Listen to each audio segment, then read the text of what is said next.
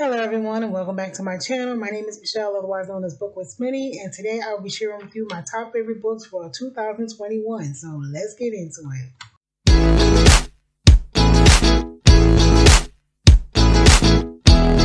Welcome again for coming back to my channel. I'm so excited to be back in this space. So today, like I said, I want to be sharing with you my top 10 books of the year 2021. Now, this was not an easy task because out of the 116 books I read in 2021, 25 of them were rated 5 stars. And so I had to really nitpick and decide which 10 books would make the top 10. These are the top 10 books that I read for the year 2021. And I'm just going to go step by step from the number 10 spot all the way down to my number 1 spot. So maybe in the chat, you could decide which one you think is going to be my number 1 spot before you get all the way to the end of the video. So let's start with number 10. So number 10 was a surprisingly interesting book to me because it's not a book that I would normally read. So if you were aware of that scandal with the actress from Full House, the cheating scandal, this book is pretty much similar. So number 10 spot goes to Admission. Now, this story is not about her. It's just very similar to the story where the parents obviously tried to get their child into a prestigious school and did anything that they could do possible to try to make it happen. So this book was interestingly written because the parents told one side of the story and the child told another side of the story. And then in this book, the child did not know the parents were doing anything and was really embarrassed that this was actually happening. So it was very well, surprisingly very interesting. And then also it gave me that peek into that life of wealthy people and how they live and how they think that everything is supposed to be, handed down to them and they don't have to work for anything. So very well written. And the number 9 spot goes to Harry Potter and the Sorcerer's Stone. And so the very first one definitely caught my attention, was very interesting. I love the characters. I love the, the content. Everything really held my attention. So this was a real number 9 spot for me. Number 8 goes to Legendborn. Where's Legendborn at? Right here. All right, so Legendborn is about a girl who's 16-year-old girl whose mother dies in an accident, and she wants nothing to do with the girl wants nothing to do with the family memories or childhood home.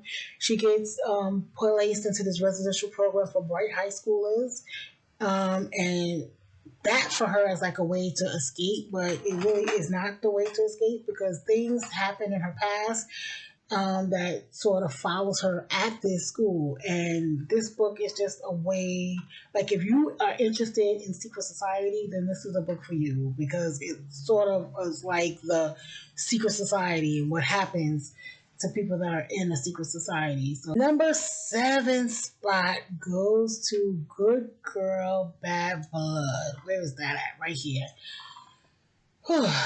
Now, I love mystery. That's my favorite genre. And what I love about this, the way the author wrote this book was like, you would see like the map of the girl and how she's trying to figure out and determine who is a suspect. She had the suspect list. So there was a lot of graphic elements that were placed in the book. I like stuff like that. It keeps me interested.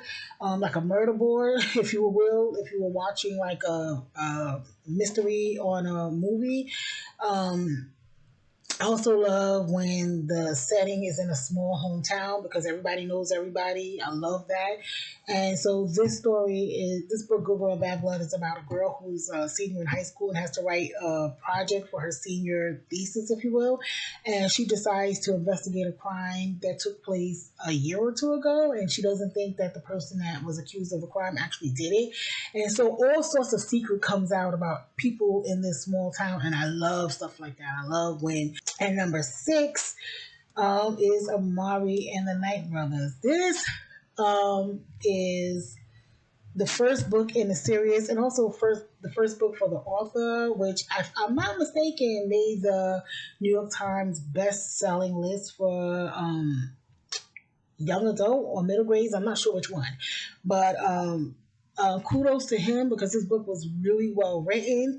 So Amari and the Night Brothers is about a young girl whose brother goes missing, and no one seems to be really interested in, to find out what happens. But she's very determined to find her brother, and I love how she just stands her guard regardless. She does whatever she needs to do to find her brother, and she doesn't let anything get in her way. And it's a good lesson to learn, especially for children in high school, middle grades, that you got to stand your ground and just stay the course. And, people are always going to try to steer you wrong. Because I remember in the book, they try to tell her, like, you're just somebody from the projects. And it's like, are you serious? Because I grew up in the projects too. It's like, are you serious? Like, people can do anything they want to do if they put their mind to it. And so, I was really rooting for her because she was rooting for herself, and that's what we need to teach our young kids, to not let people distract you from whatever goal you have in mind. So it's a very good message to teach children.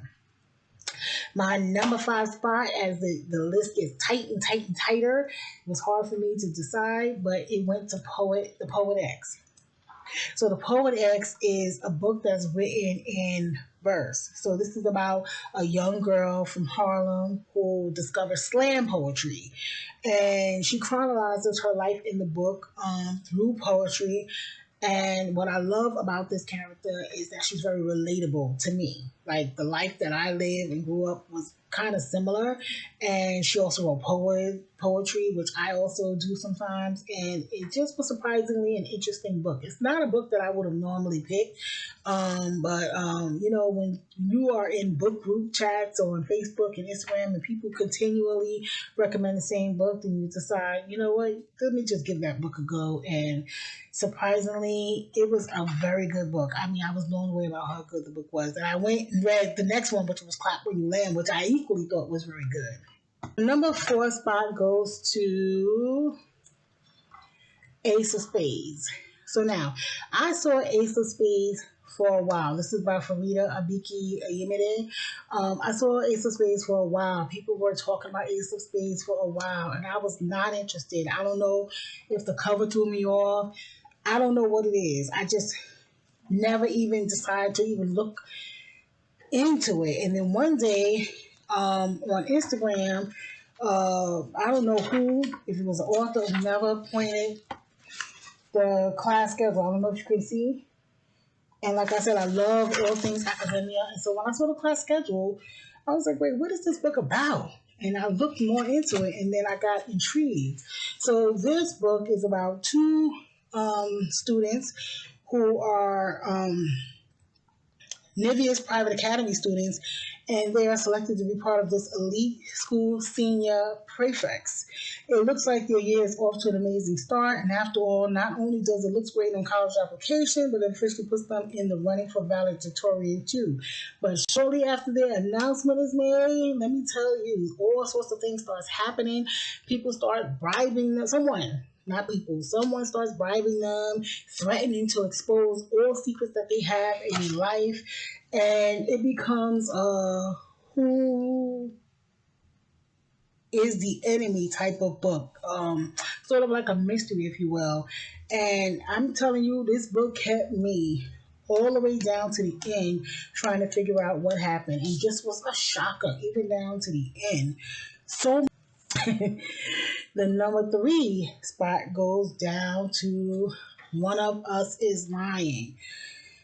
Whew, child, I'll tell you, another one of those suspenseful books that just keeps you reading down to the last page. I'm telling you, I had so many books that I read in 2021 that down to the last second, I was up 3 o'clock, 4 o'clock in the morning because I needed to find out what was going to happen. And One of Us is Lying was one of those books too, where a couple of students are placed in detention for different reasons, and someone ends up dead. And then it's like, well, who killed this person? There's only us in this room, and how did this happen? And who did it and who done it?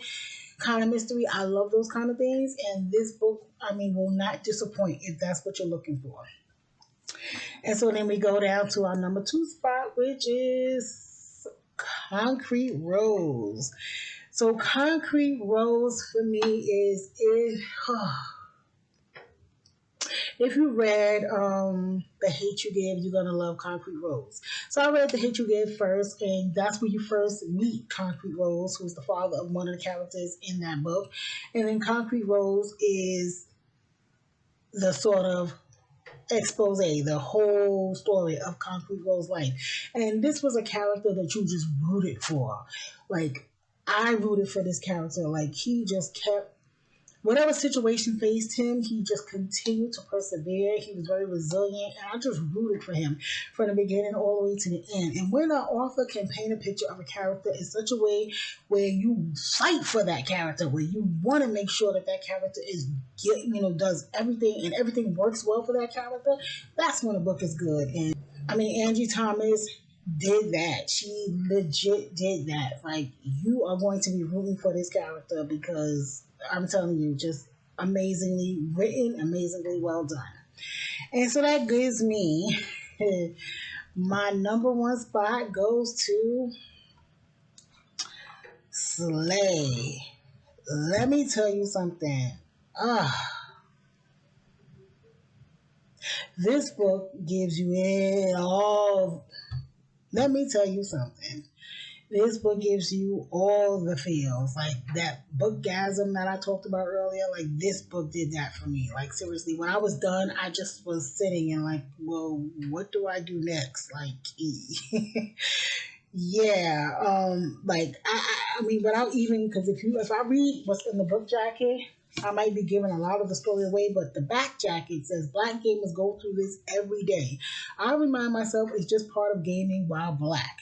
Racism crops up in so many places. I should be used to it by now, but I shouldn't have to be. Not here, not in Slay. I'm here to defend the right to safety, to defend this space. I am a queen and this is my game. Oh my gosh, this girl Slay.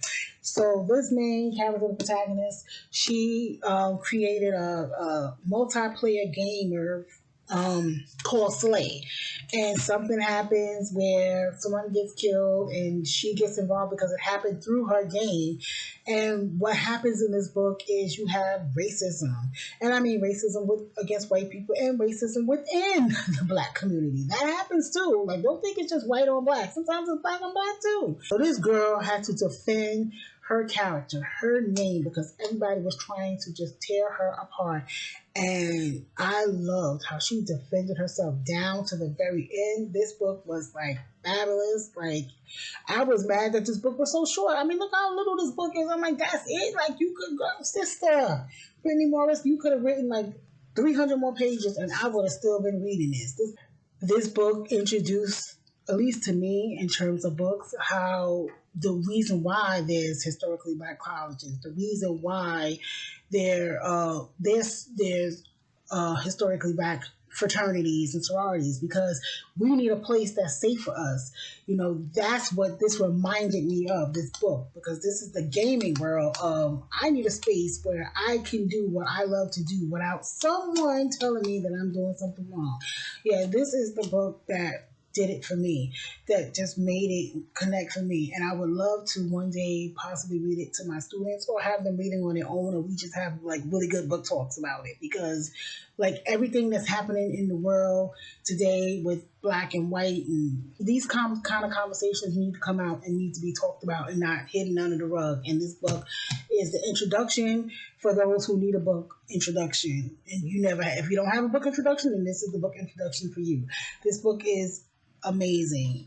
And so if you have made it down to my end of the video and you have seen my top 10 list, hopefully you have learned of some new books that are interesting to you and you would want to read, and you would make that part of your 2022 list. I got to get used to 2022 list.